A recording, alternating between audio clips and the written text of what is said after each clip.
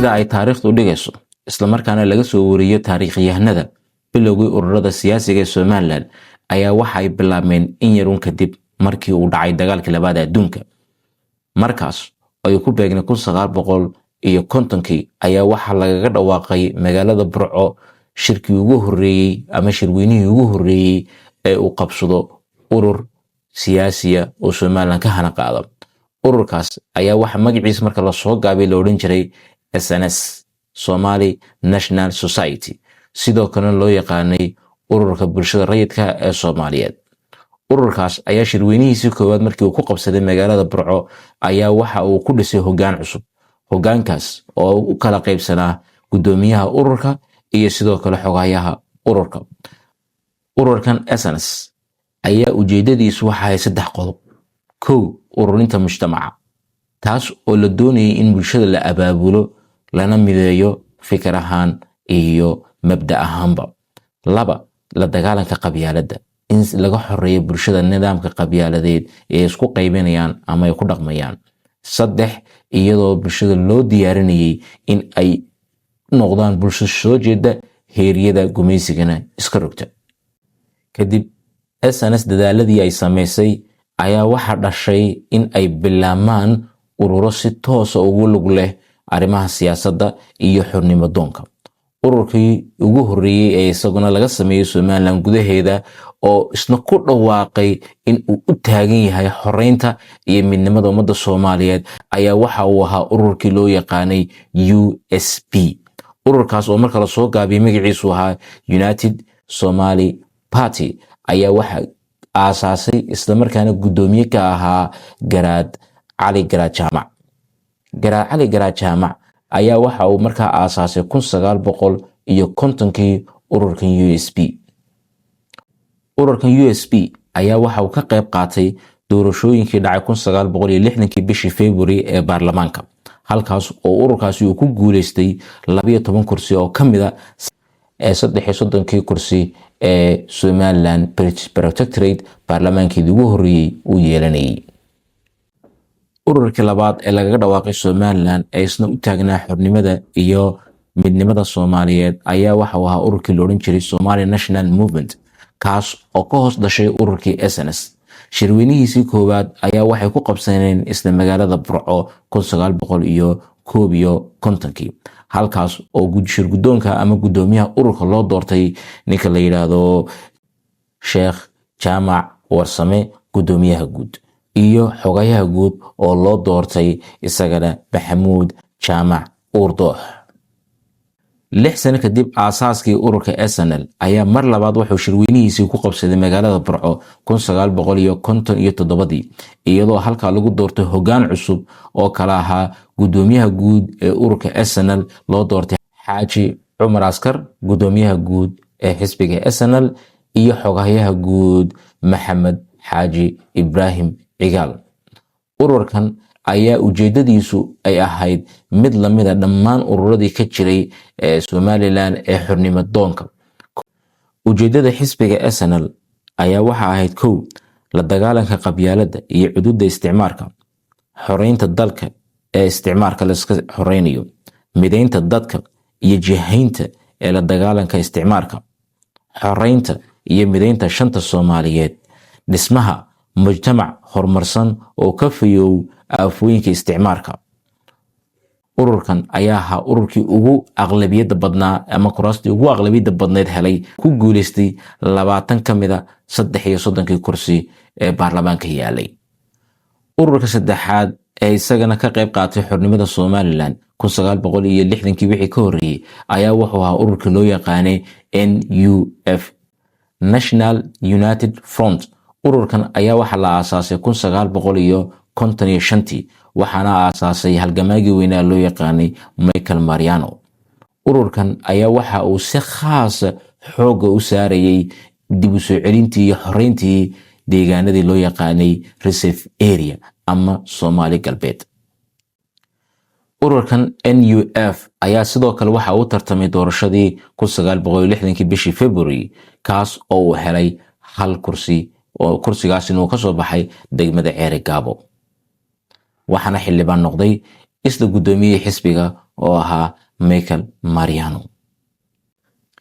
intaa marka laga yimaado saddexdaa xisbi aan soo sheegnay ee NUF iyo USP iyo SNL waxay si gaara u haayeen xisbiyada ka diiwaan gashan kana jira deegaanada Somaliland ee markaa uu gacanta ku hayay mustacmarkii Ingiriiska.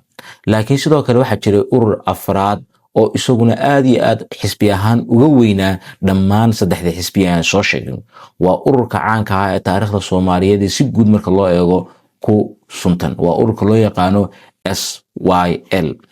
ururka SYL ayaa waxaa la aasaasay 1943 lagana aasaasay magaalada Herar ee dalka Itoobiya imika ah.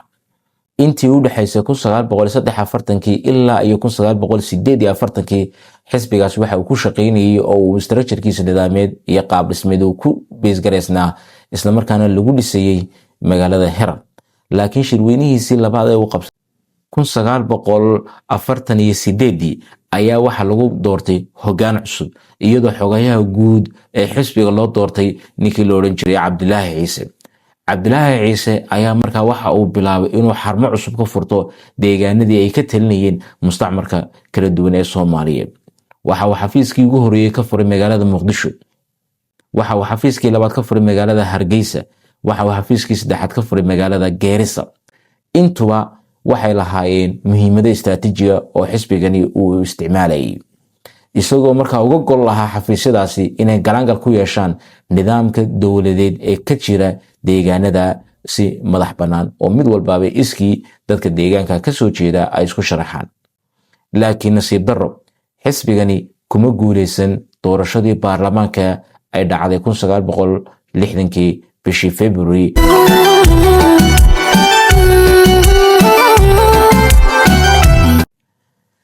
kadib midowgii labada dowladood ee Somaliland iyo Soomaaliya 1960 July waxa gabi ahaanba isbedelay nidaamkii taariikhiga ahaa iyo sooyaalkii soo daxnaa ee doorashooyinka iyo ururada siyaasiga ee jiray iyadoo ay bilaameen ururo ciidda ka badan oo fara badan oo si guud isku diiwaan galiyay dowladii. laakiin ururadaas oo dhan waxa markii dambe soo afjaray inqilaabkii dawliga ee ka dhacay Soomaaliya 1969 kaas oo dowlad ka caan dhalatay. intii u dhaxaysay markaa 1969 ilaa 1990 dalka waxa ka talinayay hal xisbi oo xisbiga ka caanka ahaa. kadib Somaliland ayaa waxay ku guuleysatay inay xornimadeedii dib ula soo noqoto 1991 halkaas oo dib loogu yagleelay dowladnimada Somaliland isla markaana u noqonaysa dabataal tii luntay 1960 bishii July 1. Somaliland ayaa waxay qaadatay go'aano degdega oo aad iyo aad u badbaadiyay noloshooda. laakiin laga bilaabo 1993 ilaa iyo 97 waxa la isla qaateen la dhiso dowlad ku meel gaara taas oo ku dhisan ahdi qarameedkii lagu sameeyay Boorama 1993. muddadaas ayaa waxa la isla qaatay in la diyaariyo nidaamka dawliga ah iyo imkaaniyaadkii dawliga ah iyo dhammaan hay'adihii dawliga ahaa si loo taabageliyo nidaam dimuqraadiya. laga soo bilaabo 1997 ilaa iyo 2001 waxaa socday qabyo qoraalka dastuurka Somaliland taas oo afti loogu dareeray bulshaduna ay u afti u qaaday 2001 halkaas oo bulshadu 97% ku codeeyeen ha inay ogolaadeen dastuurka. tan ayaa markaa u gogol xaadhay bilow cusub iyo taariikh cusub oo ururada siyaasiga ah ay ku bilaabmaan Somaliland iyo sidoo kale taariikh cusub oo qorma doorashooyin.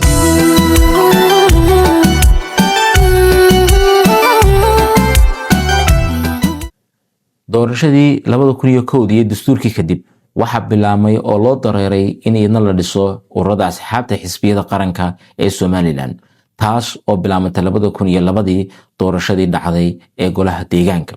xilligaas ayaa waxa isku sidkanaa doorashooyinka golaha deegaanka ee degmooyinka Somaliland ee 13 degmo ah iyo ururadii xilliga u tartamayay inay noqdaan xisbiye noqdaan.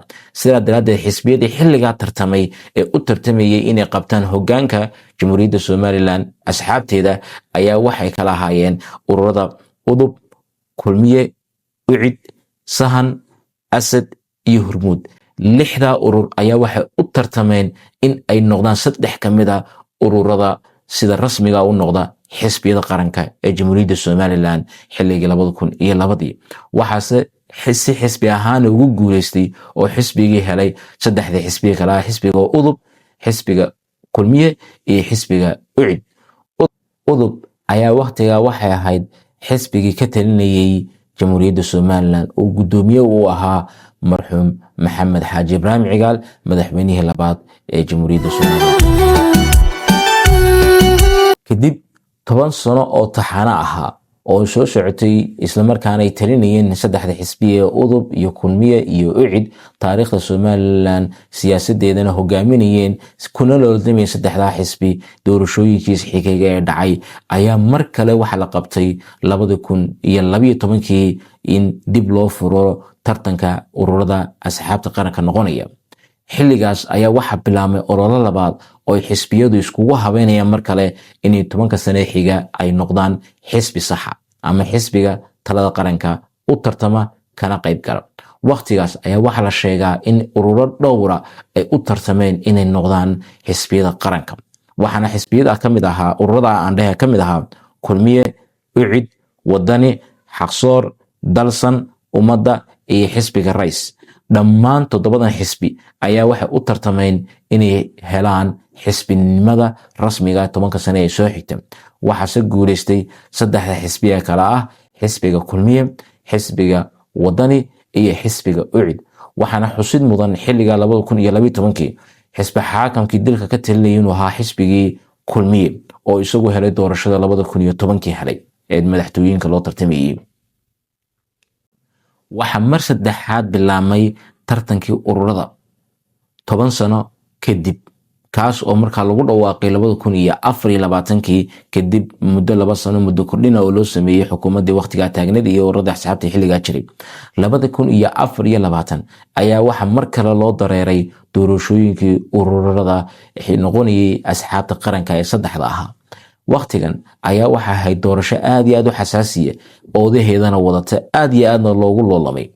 doorashooyinkan ayaa waxay ka duwaneyd doorashooyinkii hore dhici jiray. doorashadii 2002 ee golaha deegaanka iyo doorashadii 2012 ayaa waxa ahayd doorashooyin isku sidkan oo la isku sidkay golaha deegaanka iyo asxaabta qaranka, balse doorashada 2024 way ka duwaneyd. waxaa isku sidkanaa doorashada madaxtooyada iyo ururadii asxaabta ahaa ee noqonayay xisbiyada noqonayay. taas oo markaa meesha ka saartay in isku sidkanaayeen doorashooyinka golaha deegaanka iyo asxaabta meesha ka saartay, balse doorkan loo soo raray in la isku sidko ururada siyaasiga ee u tartamaya xisbinimada inay noqdaan iyo doorashada madaxtooyada. halkaas oo ay u tartameen ururada kale ah kulmiye, ucid, wadani, kaah, hilaac, barwaaqo, rajo, horseed, talawadaag iyo shacabka. dhammaan ururadani ayaa waxay ahaayeen ururadii ugu badnaa tira ahaan u tartama doorashada xisbinimada ee somalilan soo martay taariikhdeeda. sidaa daraaddeed waxaa guuleystay doorashadii 2024 ee xisbiyada loogu tartamayey saddexda xisbi ee kale ah xisbiga wadani, xisbiga kulmiye iyo xisbi cusub oo soo baxay oo isna loo yaqaano kaah.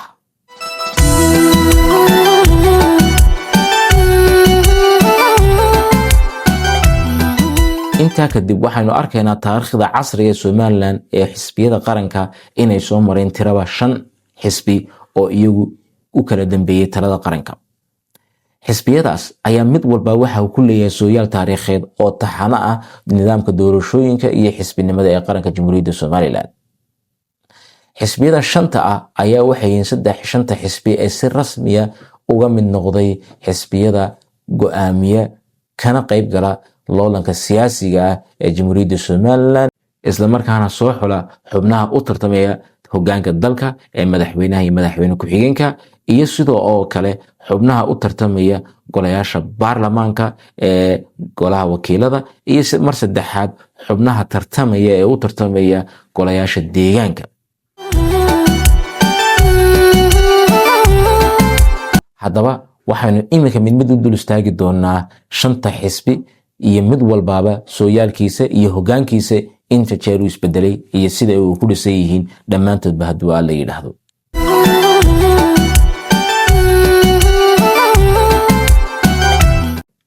xisbiga koowaad ayaan dul istaagi doonaa waa xisbiga udub. xisbiga udub ayaa waxaa la aasaasay 2001 waxaana lagu aasaasay magaalada Hargeysa ee caasimadda Jamhuuriyadda Somaliland.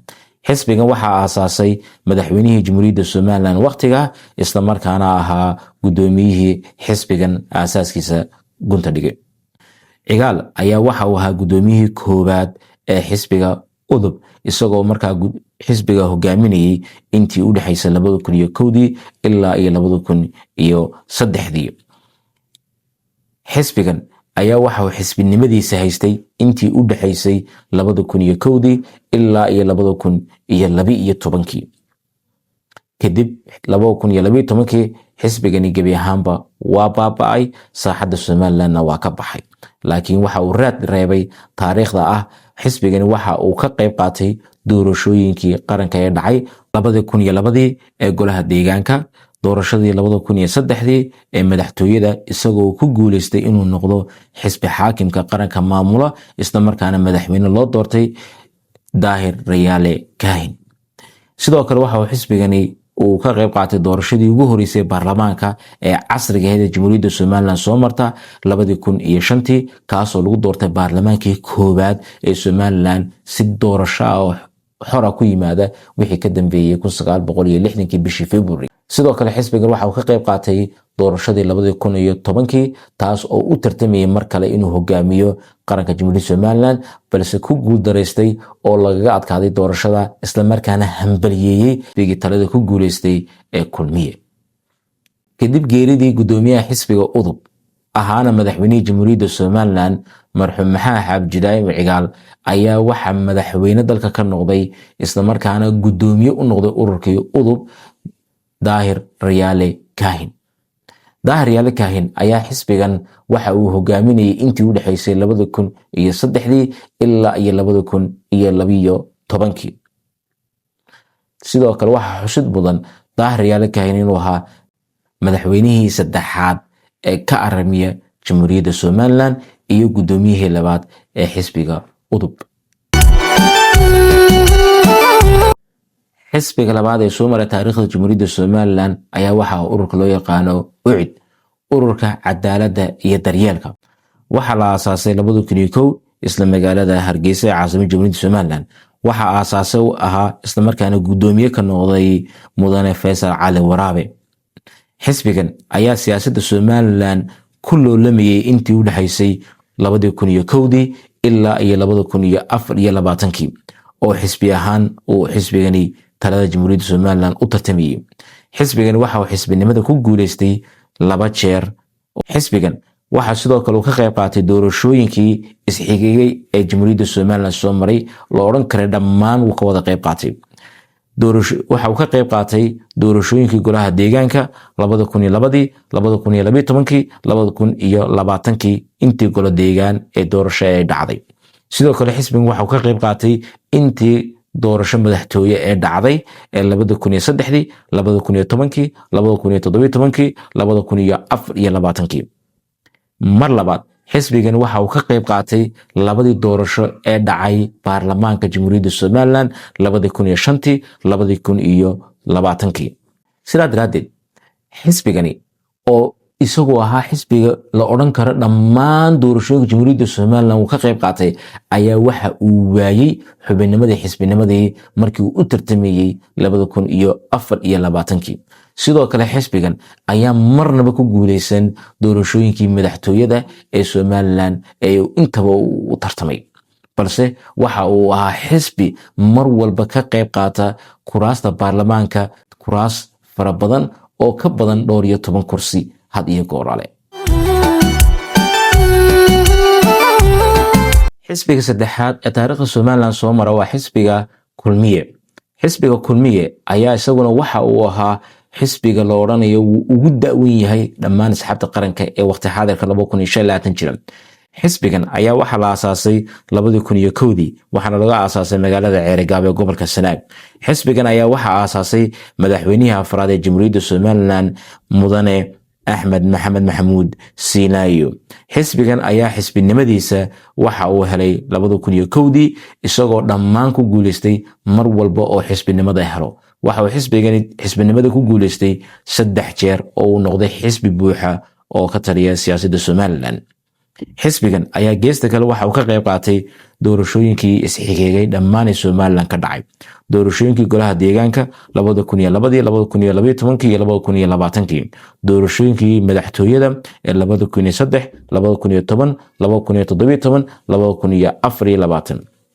waxaa sidoo kale xusid mudan xisbigan inuu ahaa xisbiga ku guuleystay talada qaranka in uu hogaamiyo wixii ka dambeeyay 2010 iyo doorashadii dhacday 2017. waa xisbiga kaliya ee la oran karayo 2 jeer oo isku xigtay ayuu ku guuleystay ilaa ay haatan hogaaminta dalka uu hogaaminayay muddo 14 sanadood. laakiin waxaa xisbiga lagaga adkaaday doorashadii 2024 oo uu ku guuleystay xisbiga wadani inuu noqdo xisbiga hogaamin doona Jamhuuriyadda Somaliland. waxaa sidoo kale xusid mudan xisbigani inuu yahay xisbiga ugu hoggaan tirsiga faraha badan leh marka loo eego xisbiyada qaranka ee jira. xisbigan ayaa waxaa soo maray 3 gudoomiye oo kala ahaa gudoomiyihii koobaad iyo aasaasihii xisbiga Axmed Maxamed Maxamuud Siinaayo oo xisbiga gudoomiye ka ahaa intii u dhaxaysay 2001 ilaa 2010. halkaas uu hoggaanka xisbiga ku wareejiyay ku-xigeenkii koobaad ee xisbiga Mudane Muuse Biixi Cabdi. Mudane Muuse Biixi Cabdi ayaa isna xisbiga waxa uu soo hogaamiyay intii u dhaxaysay 2010 ilaa 2023. muuse ayaa isagana waxa uu noqday madaxweynihii labaad ee xisbiga kulmiye kasoo dhex baxa isla markaa noqday madaxweynihii shanaad ee Jamhuuriyadda Somaliland. isagoo muuse markaa madaxweynaha Jamhuuriyadda Somaliland ka ahaa intii u dhaxaysay 2017 ilaa 2024. kadib waxa uu xisbiga hoggaankiisa uu ku wareejiyay 2023 shirweynihii Burco ka dhacay ku-xigeenkii koowaad ee xisbiga ahaana wasiirka arrimaha gudaha iyo amniga Maxamed Kaahin oo ah gudoomiyaha xisbiga haatan wixii ka dambeeyay 2023. ugu dambeyn xisbiga shanaad ee soo baxay asxaabta qaranka Somaliland ka taliya waa xisbiga ugu da'da yar. waa xisbiga cusub ee iminka uun sanad jirsaday. waa xisbiga loo yaqaano KAH. xisbigan KAH ayaa isaga waxa la aasaasay 2022 waxaana laga aasaasay magaalada Hargeysa. waxaa aasaasay wasiirka hore wasaaradda madaxtooyada, wasiirka hore wasaaradda duulista iyo hawada Maxamed Xaashi Cabdi oo sidoo kale lagu naanayso jokarka siyaasadda Somaliland.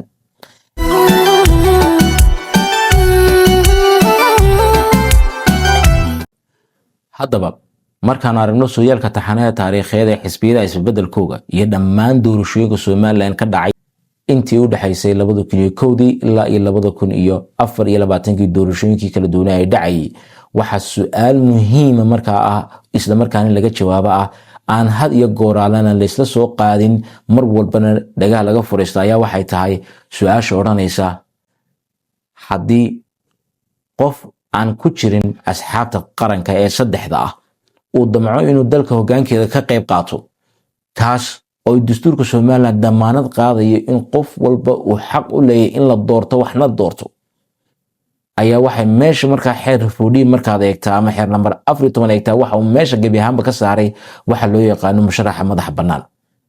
therefore su'aashu waxay tahay Somaliland ilaa iyo goorma ayay hor istaagi doontaa musharaxa madax bannaan? maxaase hor taagan in la ogolaado in uu jiro isla markaana la sameeyo xeer hagaya in la helo musharax madax bannaan in uu u tartamo madaxweynaha Jamhuuriyadda Somaliland, halka loo xiray kootan ay ugu xiran tahay 3 xisbi ee kolba markaa ka jira ee talada haya qaranka.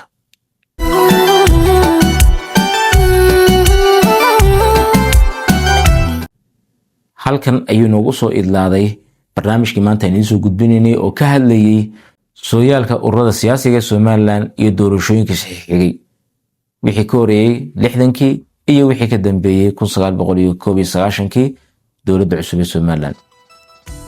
inta aynu iska arki doono barnaamijkeeni barnaamij la mid ah waxaan idin soo jeedinayaa isla markaana idin ka codsanaya inaad ku xidhnaataan channelkeena Deeqsi Hub oo isla markaana aad follow gareysaan subscribe gareysaan isla markaana aad had iyo goor isha ku haysaan kolba dhacdooyinkii sheekooyinkan soo dhigayno.